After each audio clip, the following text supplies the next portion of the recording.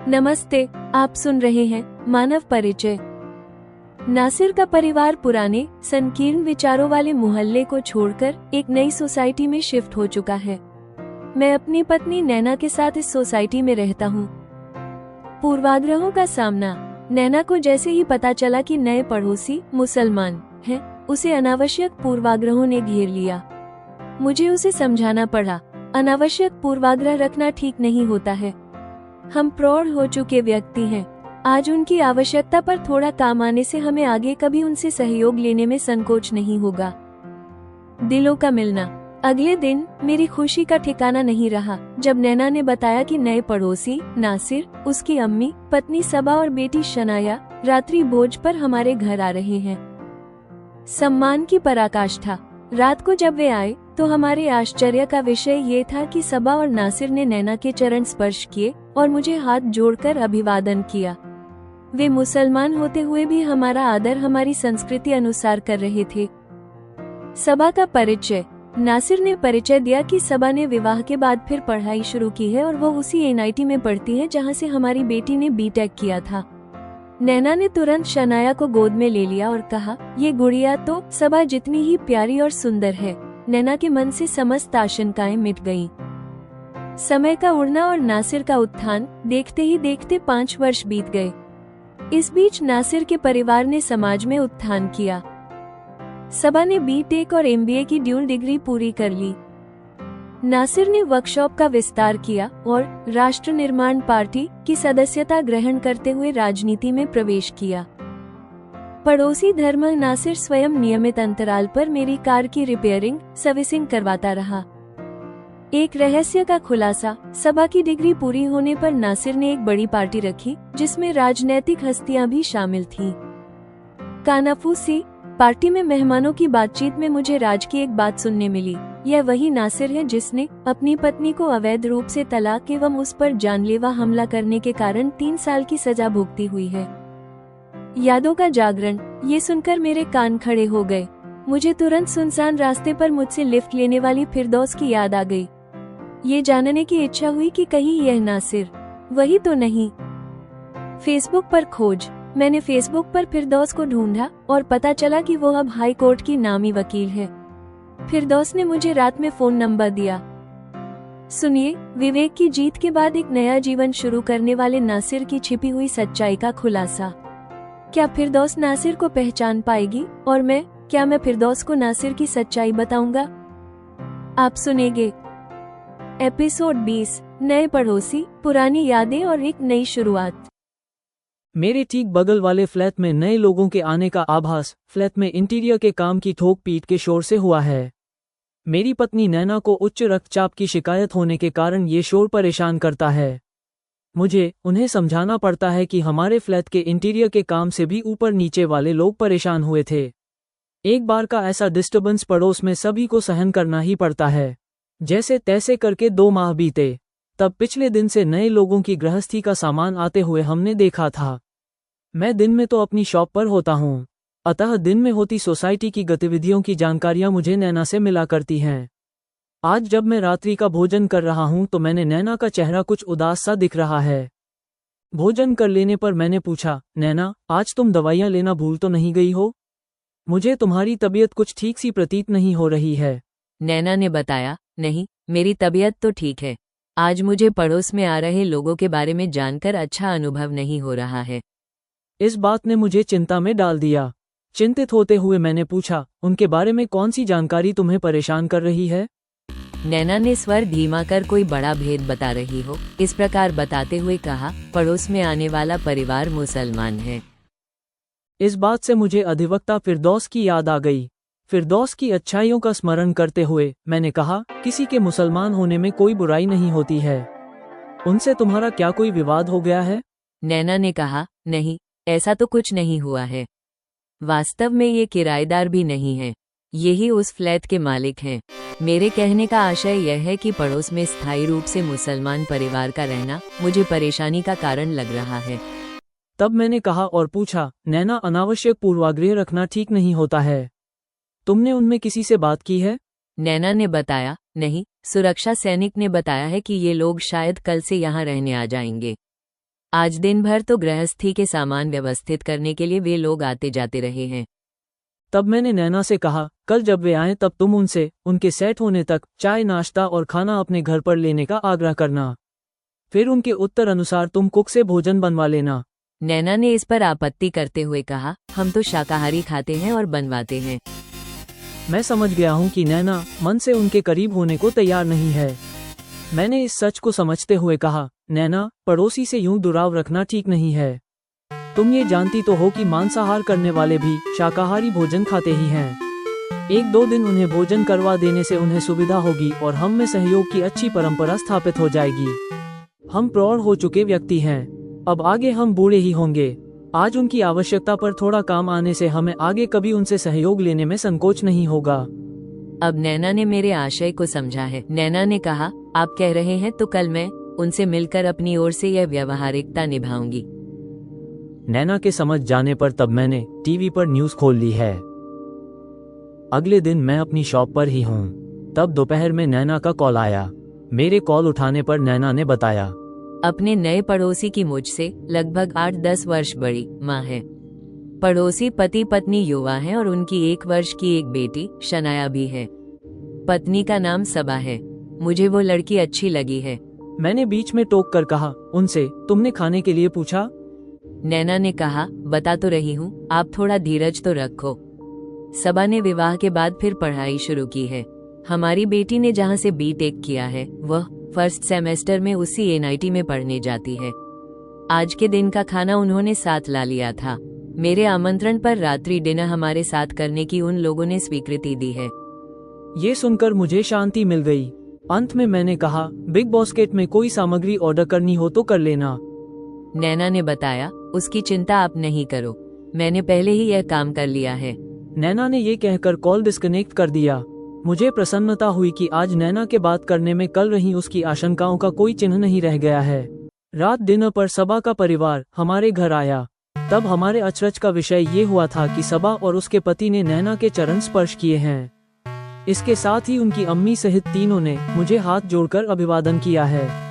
वे मुसलमान होते हुए भी हमारा आदर हमारी संस्कृति अनुसार कर रहे हैं।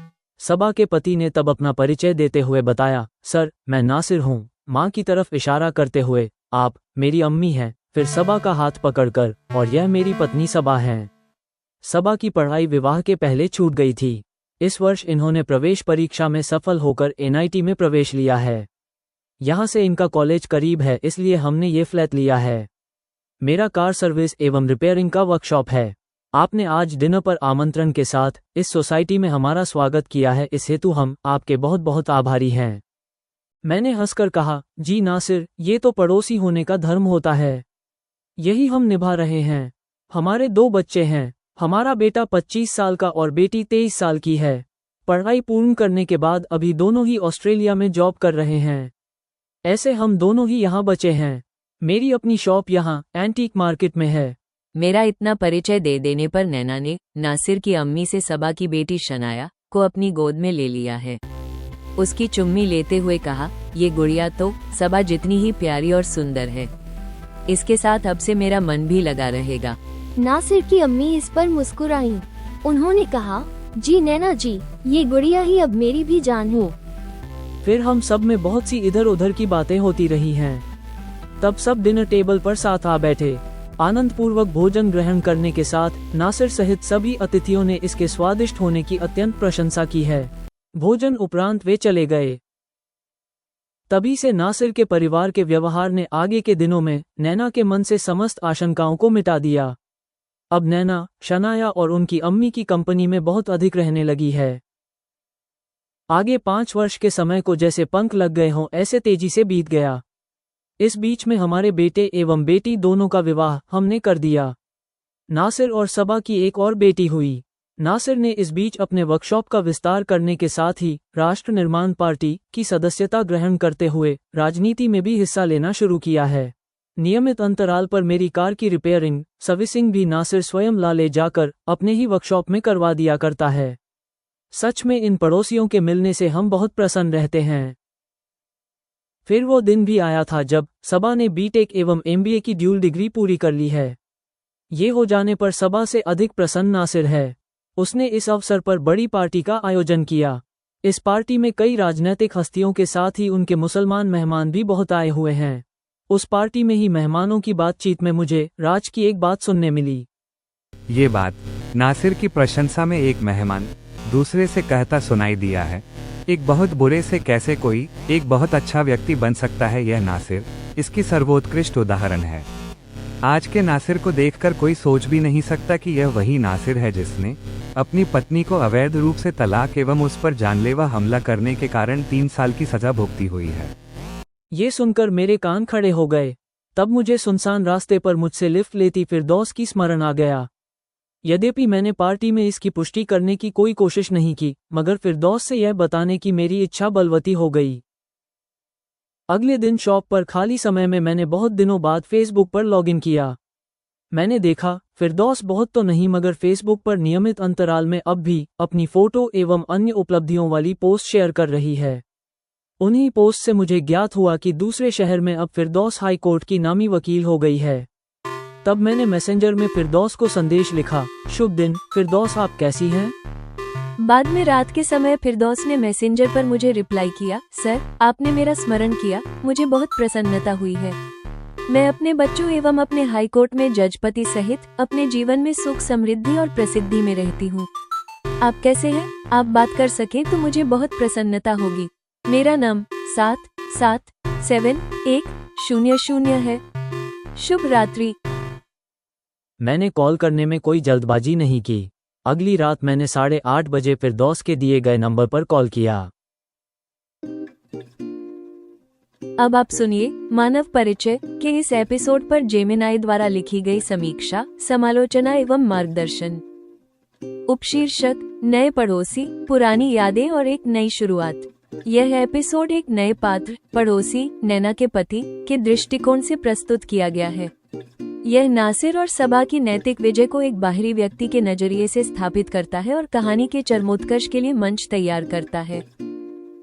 एक कथात्मक दृष्टिकोण का बदलाव। कहानी का ये हिस्सा एक नए पात्र, नैना के पति के दृष्टिकोण से प्रस्तुत किया गया है।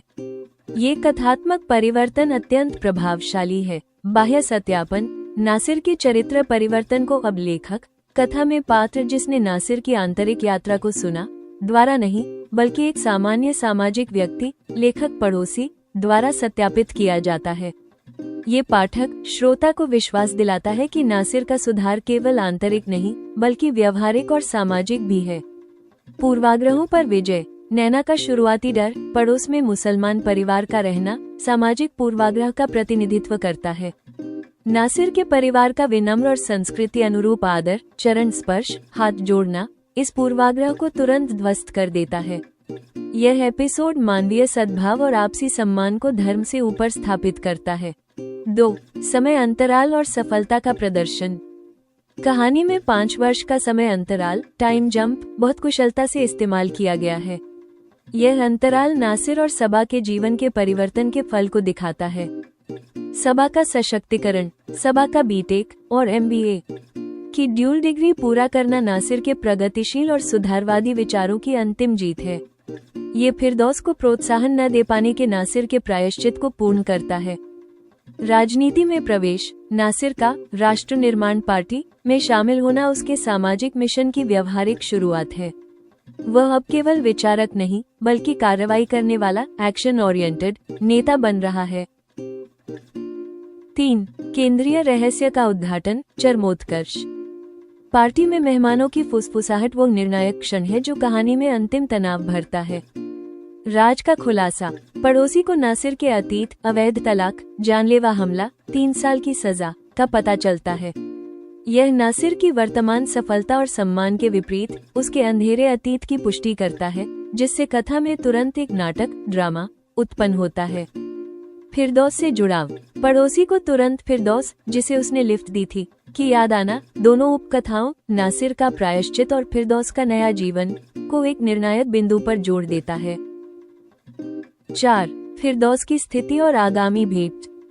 एपिसोड फिरदौस को एक सफल और शक्तिशाली स्थिति में दिखाता है। वो हाई कोर्ट की नामी वकील है जिसका पति जज है और वो सुख समृद्धि में है। संतुलित शक्ति। फिरदौस की यह सफलता दर्शाती है कि वो अब नासिर की शिकार विक्टिम नहीं है, बल्कि एक सफल प्रतिद्वंद्वी या समकक्ष है। जब पड़ोसी उसे कॉल करता है तो कथा दो समान रूप से सफल व्यक्तियों के भावनात्मक पुनर्मिलन की तैयारी करती है, एक जिसने सुधार किया और दूसरी जिसने संघर्ष किया और विजय पाई। कुल मिलाकर एपिसोड 20 कहानी को सकारात्मक सामाजिक स्वीकृति के एक दौर से गुजारता है, केवल अंतिम क्षण में एक अतीत का रहस्य खोलकर कहानी को अंतिम भावनात्मक टकराव फाइनल इमोशनल कॉन्फ्रंटेशन की ओर धकेलता है। एपिसोड 20 समाप्त।